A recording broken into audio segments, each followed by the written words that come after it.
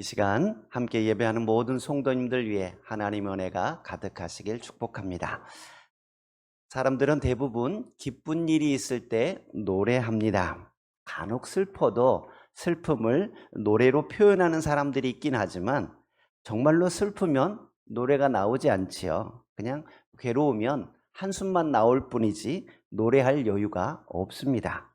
반면에 즐거운 일이 생기면 흥얼흥얼 자동으로 노래가 흘러나옵니다. 얼굴에 표시가 나지요.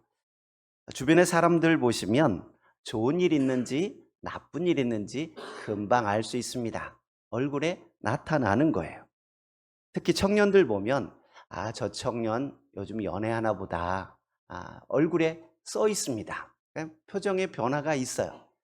옆에 계신 분들 한번 얼굴 한번 볼까요? 좋은 일이 있었나 나쁜 일이 있었나 한번 쳐다보시면서 좋은 일 많이 생기길 바랍니다. 기도 한번 인사 한번 하시죠. 안 좋은 일 있으셔서 오신 분들이 있나, 표정이 굳어 있는 분들이 한 분 계시는데, 우리가 좋은 일이 생기면 그냥 얼굴에서 숨길 수 없어요. 그래서 뭐 좋은 일 있어? 하고 물어볼 정도로 얼굴에 표정이 드러납니다. 우리는 살아가면서 기쁜 일을 경험하기도 하고 또 슬프고 괴로운 일을 경험하기도 합니다. 그런데 하나님께서는 성경 곳곳에서 항상 기뻐하라라고 말씀하고 있고, 오늘 본문 14절에도 보시면 노래할지어다라고 말씀하고 전심으로 기뻐하며 즐거워할지어다라고 말씀하고 있습니다. 그런데 기쁜 일이 있을 때 노래하는 것 어렵지 않습니다. 기쁜 일 있으면 당연히 즐거운 노래와 기쁨으로 살아갈 수 있을 겁니다. 그런데 기쁜 일은 하나도 없고 괴로운 일 투성인데 어떻게 기뻐할 수 있겠습니까? 사실 스바냐 선지자가 활동하던 이 시대에는 노래할 만한 상황이 아닙니다. 스바냐는 여호와께서 숨기시다라는 뜻을 가진 이름입니다. 스바냐 선지자는 유다 제16대 왕이었던 요시야가 재위하는 기간 동안 활동했습니다. 그는 특이하게도 히스기야 왕의 현손이고 왕족 출신 선지자입니다. 대부분 선지서에는 선지자들을 소개할 때 누구의 아들이라고 아버지 정도를 소개하거나 할아버지까지는 소개하지만 스바냐 같은 경우는 고조 할아버지까지 4대에 걸쳐서 소개하고 있습니다. 아마도 고조 할아버지가 유명한 히스기야 왕이기 때문으로 보입니다. 스바냐가 활동할 때는 요시야 왕이 통치하고 있었습니다. 하지만 유대 사회는 선대 왕이었던 14대 왕 므낫세와 15대 왕 아몬의 영향을 받아 각종 우상이 만연하였고 그에 따른 죄악으로 심하게 부패한 상황이었습니다. 므낫세와 아몬은 유다 왕들 중에 가장 악하다고 평가를 받는 사람들입니다. 므낫세가 55년간을 통치하고요, 아몬은 2년을 통치합니다. 이들이 통치하던 57년 동안 유다 백성들 또한 왕의 영향을 받아서 종교적으로 타락하고 도덕적으로 타락한 삶을 살고 있었습니다. 하나님께서는 이 스바냐 선지자를 통해 타락한 유다 백성들이 과거의 습관을 버리고 하나님께로 돌아오지 않으면 여호와의 날에 이방인과 함께 심판을 받게 된다라고 선포하였습니다. 특별히 스바냐서에 보면 여호와의 날에 대한 이야기가 자주 등장합니다. 그 날은 분노의 날이고 환난과 고통의 날이고 황폐와 패망의 날이고 캄캄하고 어두운 날이고 구름과 흑암의 날이 될 거다라고 선포하였습니다. 타락한 지도자들과 불의를 행하는 방백과 재판장들을 책망합니다. 선지자들과 제사장들은 위선적인 모습을 하고 있었습니다. 모든 성읍이 하나님의 말씀대로 살지 않고 죄 가운데 행함으로 말미암아 하나님의 심판이 있을 거다라고 선포하였습니다. 온 나라에 우상이 가득하고 악한 생각들이 가득하고 지도자들부터 백성에 이르기까지 부패와 범죄가 가득합니다. 하나님께서 심판하지 않을 수 없는 그런 악한 상황입니다. 그런데 스바냐 선지자는 노래하며 기쁘게 부르며 기뻐하며 즐거워하라라고 선포합니다. 모든 성읍이 황폐하게 될 것이라고 심판을 선포했는데 지금은 기뻐하라고 이야기합니다. 14절 같이 한번 볼까요? 14절입니다. 시온에 따라 노래할지어다. 예루살렘아 기쁘게 부를지어다. 예루살렘 따라 전심으로 기뻐하며 즐거워할지어다. 여러분, 오늘 우리의 상황은 어떻습니까? 즐거워하고 노래하고 기뻐할 만한 상황입니까? 정치적으로 어수선하고 혼란스러운 상황이고 우리 경제는 너무도 어려운 시기를 보내고 있습니다. 대출 금리는 인상되고 물가는 계속해서 올라가고 날씨는 추워지고 서민들이 살아가기 힘든 시기를 보내고 있습니다. 그런데도 오늘 말씀은 저와 여러분에게 똑같이 적용되어질 수 있는 말씀일까요? 스바냐 선지자가 기뻐하고 즐거워하라 라고 선포했던 이유는 죄악으로 가득한 유다 땅에 하나님의 심판이 임하게 되지만 심판의 때가 지나고 나면 하나님께서 회복시키실 것이기 때문에 즐거워하라 라고 말하였던 것입니다. 15절 같이 보겠습니다. 15절입니다. 여호와가 내 형벌을 제거하였고 내 원수를 쫓아냈으며 이스라엘 왕 여호와가 내 가운데 계시니 내가 다시는 화를 당할까 두려워하지 아니할 것이라. 아멘. 스바냐 선지자가 기뻐하고 즐거워하라 라고 선포했던 가장 큰 이유가 나옵니다. 그것은 바로 하나님께서 사죄의 은총을 베푸셨기 때문입니다. 여호와가 내 형벌을 제거하였고 라고 말합니다. 여러분, 빚을 지고 있던 사람이 그 빚을 다 갚았을 때의 기쁨은 이루 말로 다할 수 없습니다. 빚에 대한 부담감에서 벗어난 것만으로도 행복하고 즐거운 일입니다. 저는 오래전 우리 동생이 밤중에 전화 왔던 그 목소리가 여전히 기억에 남습니다. 결혼해서 보니까 시아버지가 여러 가지 사업한다고 돈을 많이 친척들에게 빌려 쓰고 갑자기 돌아가신 거예요. 그래 놓으니까 장남인 아들에게 고스란히 그 부채가 떠넘겨져 왔습니다. 안 받겠다고 상속 포기해도 된답니다. 그런데 보니까 다 주변 친척들의 돈이기 때문에 이거 파산 신고하거나 우리가 그걸 안 갚겠다고 말할 수 없는 상황이라는 거예요.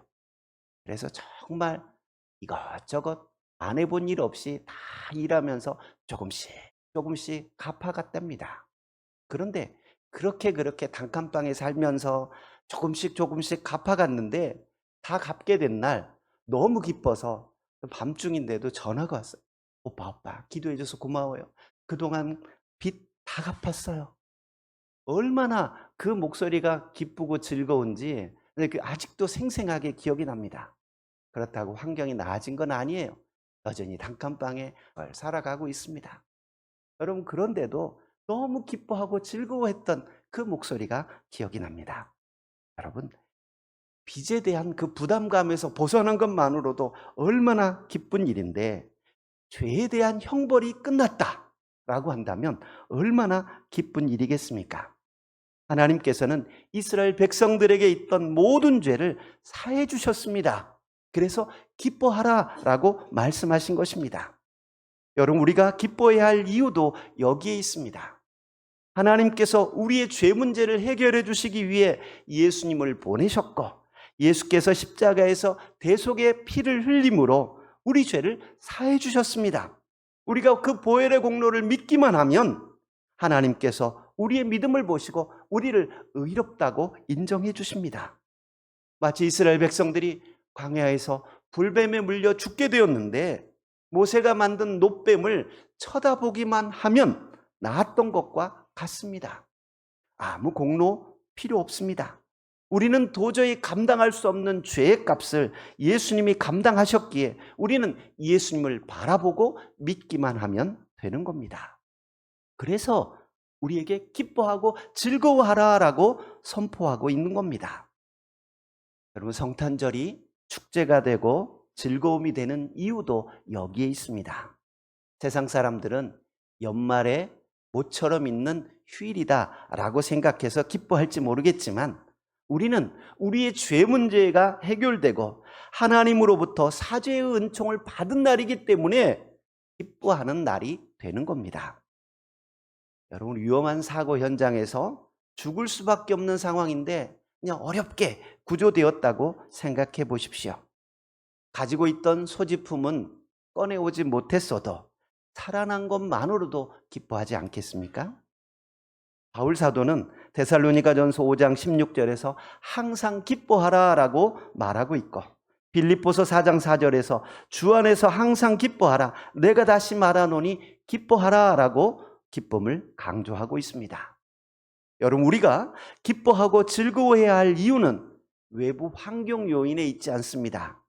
외적인 조건에 따라 기뻐한다면 좋은 일이 있을 때는 기뻐하기 쉬울 겁니다. 그러나 좋은 일이 없고 안 좋은 일이 생기면 우리 인상은 구겨질 수밖에 없습니다. 그러나 하나님께서 우리에게 원하시는 것은 항상 기뻐하는 거예요. 좋은 일이 있을 때 기뻐하지만 좋지 않은 일이 있을 때에도 기뻐하라라고 말씀합니다. 왜냐하면 우리 그 기쁨의 근거가 예수님의 은혜로 구원받았다라는 사실 때문입니다. 죄에서 해방된 기쁨으로 인하여 기뻐하라라고 말씀하고 있습니다. 하나님은 우리에게 구원을 베푸실 전능자이십니다. 모든 원수를 쫓아내고 괴롭게 하는 자들을 벌하시고 회복시켜 주시는 분입니다. 다른 조건으로 기뻐하는 것이 아니라 하나님의 은총으로 구원받은 사실, 우리 죄가 해결되었다는 사실로 인하여 즐거워하고 기뻐할 수 있기를 축복합니다. 우리는 구원받은 사람입니다. 이것만으로도 기뻐할 수 있어야 합니다. 옆에 계신 분들하고 인사 한번 할까요? 우리는 구원받았습니다. 기뻐하고 즐거워합시다. 아무리 속상해도 그래, 내가 가난해도 나 구원받았어. 내가 아파도 나 천국 약속받았어. 이 생각으로 기뻐할 수 있기를 바랍니다. 세상 사람들은 궁금해할 겁니다. 저 사람이 로또라도 당첨됐나? 주식이 올랐나? 왜 저렇게 싱글벙글이지? 여러분, 우리가 구원받은 사실만으로도 기뻐하는 믿음의 삶을 살아가시길 주의 이름으로 축복드립니다. 두 번째로 기뻐하라고 말하는 근거는 하나님이 함께 계시기 때문입니다. 15절 중반에 보시면 이스라엘 왕 여호와가 내 가운데 계시니라고 말씀합니다. 17절에도 보시면 너희 하나님 여호와가 너희 가운데 계시니라고 말씀합니다. 하나님이 함께 계신다라는 것이 기뻐할 이유가 될까요? 나를 피곤하게 하고 힘들게 하는 사람과 함께하면 그 자체가 고통스러운 시간일 겁니다. 그러나 내 마음을 편안하게 해주고 나의 불편함을 덜어주는 사람이 함께한다면 함께하는 시간 동안 행복할 겁니다. 외롭고 쓸쓸하거나 두려울 때는 정말 주먹만한 작은 강아지라도 함께 있는 게 얼마나 위로가 되는지 모릅니다. 아무리 오라고 해도 오지 않고 자기 필요할 때만 쓱 왔다 가는 고양이라도 없는 것보다는 나아요. 조금이라도 위로가 되고 힘이 됩니다. 여러분, 병원에 입원했을 때 간병하시는 분을 잘 만나면 복이지요. 편안하게 몸조리 할 수 있습니다. 물 한 모금 마시는 것에서부터 화장실 가는 것까지 모든 것이 편안합니다. 그런데 간병하신 분이 나를 아무리 잘 돌봐준다고 해도 우리 병 자체를 낫게 할 수는 없습니다.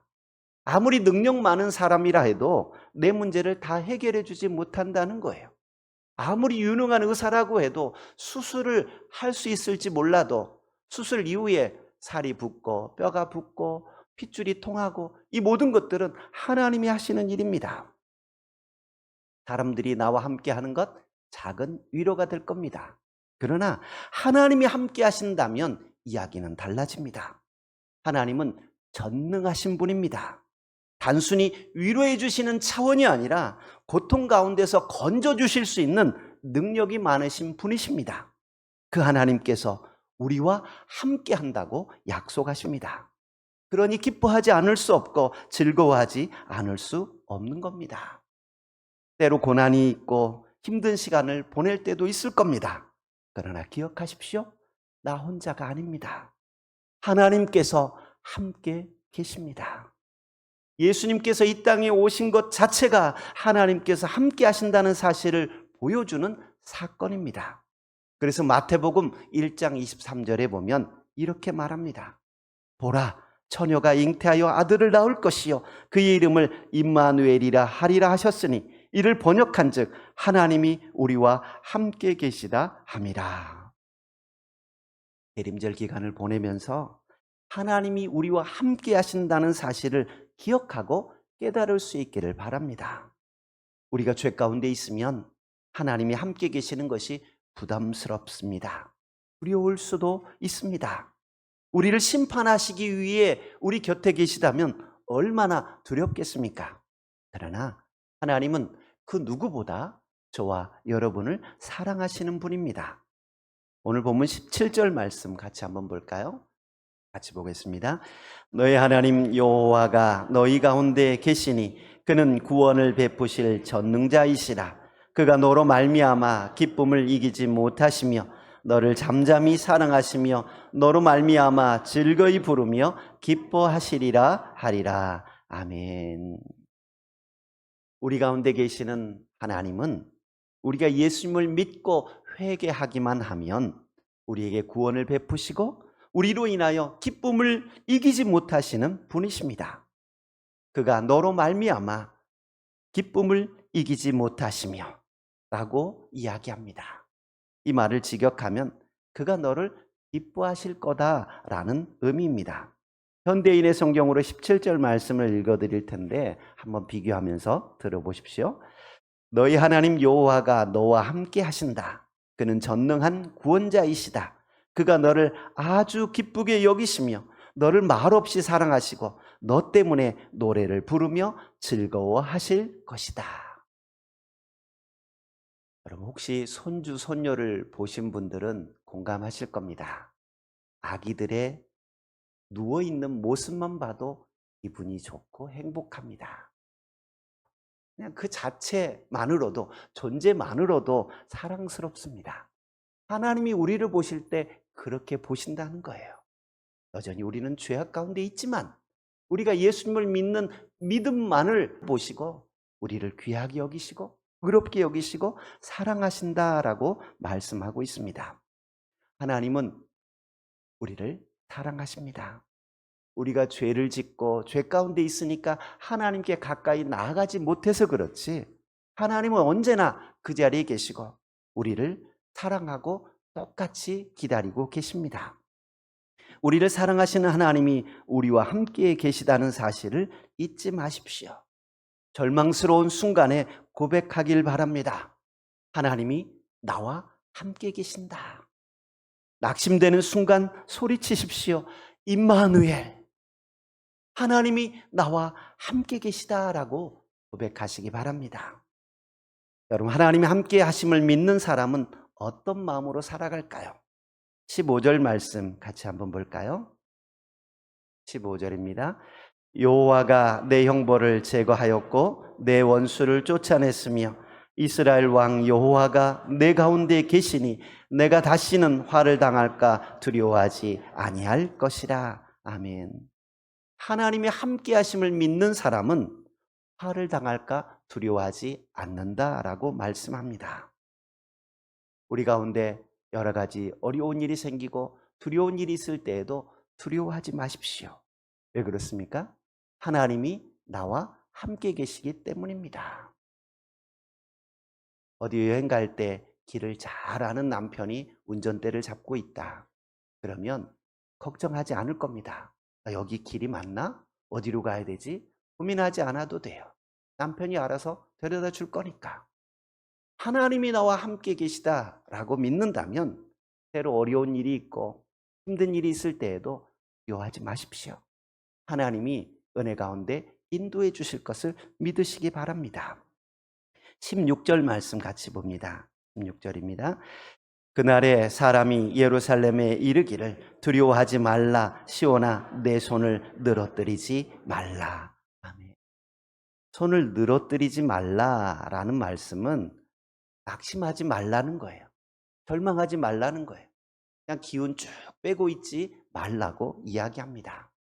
이사야 선지자는 외칩니다. 이사야 41장 10절 두려워하지 말라 내가 너와 함께함이라 놀라지 말라 나는 내 하나님이 됨이라 내가 너를 굳세게 하리라 참으로 너를 도와주리라 참으로 나의 의로운 오른손으로 너를 붙들리라. 하나님이 나와 함께한다고 분명히 약속합니다. 그래서 두려워하지 말라고 이야기합니다. 여러분, 우리 앞에 다가오는 수많은 문제들을 보면 두려울 수밖에 없습니다. 금방 침몰할 것 같습니다. 우리에게 다가오는 파도가 너무 커 보입니다. 그러나 내 인생의 선장 되시는 하나님께서 나의 삶의 키를 쥐고 계십니다. 하나님이 안전하게 인도하실 것을 믿고 두려움을 내려놓으십시오. 그리고 손을 늘어뜨리지 말고 온전히 기쁨으로 살아갈 수 있기를 바랍니다. 두려움이 올 때 하나님이 함께 계심을 기억하십시오. 낙심되는 순간 하나님의 은혜를 사모하십시오. 하나님께서는 분명히 내가 너희와 함께 있겠다 약속하셨습니다. 말씀을 마칩니다. 오늘 우리는 사순절 세 번째 주일을 보내고 있습니다. 주님께서 이 땅에 오신 이유는 우리를 구원하시기 위해 대속의 제물이 되기 위함이었습니다. 우리가 예수님을 믿을 때 우리는 죄에서 구원함을 받고 의롭다함을 얻게 됩니다.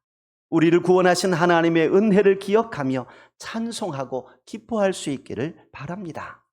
아무리 힘들고 어려워도 하나님이 나와 함께 계심을 기억하며 낙심하지 마십시오. 두려워하지 마십시오. 오히려 찬송하며 나아가는 믿음의 성도들 되시길 주의 이름으로 축복드립니다. 아멘. 은혜로우신 하나님, 오늘도 하나님의 은혜 가운데 예배의 자리로 인도해 주시니 감사합니다. 다양한 사건, 사고 속에서도 우리를 지키시고 돌봐주신 하나님, 하나님이 나와 함께 계심을 믿고 오늘도 찬송하며 나아가기 원하오니 우리의 늘어진 손을 새롭게 하여 주시고 우리의 연약한 무릎을 견고하게 하여 주시고 하나님께서 주시는 믿음을 가지고 오늘도 힘차게 뛰어나가게 하여 주옵소서. 날마다 찬송하며 기뻐하며 즐거워하는 믿음의 삶을 살아가도록 은혜 베풀어 주옵소서. 예수님 이름으로 기도하옵나이다. 아멘.